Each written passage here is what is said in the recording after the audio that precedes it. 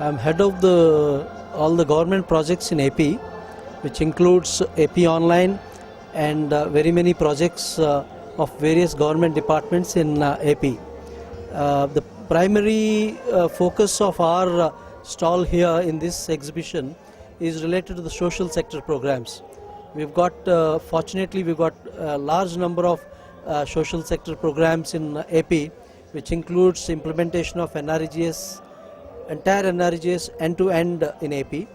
Then we have got a system for self-help groups management, functional management, right from the bottom to the topmost level, implementation and its monitoring, the payments and all that. Then we've got a system for Arogyashri, which is a, as you may be aware of, the community health insurance program, which deals with BPL people being provided medical aid through corporate hospitals. Then we've got a system for Abhay Hastam, which is a community or a old age pension scheme through self-help group members. We've got a system for that. Then we've got an AP Online, where AP Online is a citizen service centers.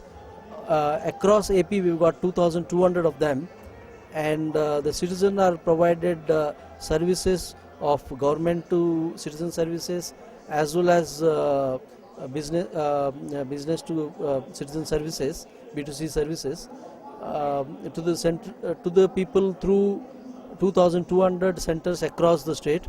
This is a franchisee model, and now recently we have 6 months back we have started a program called Mi Seva, which provides certificates to the citizen through a digitally signed certificates through all the AP Online centers in the state, and the same one will be deployed across the state in the next 6 months.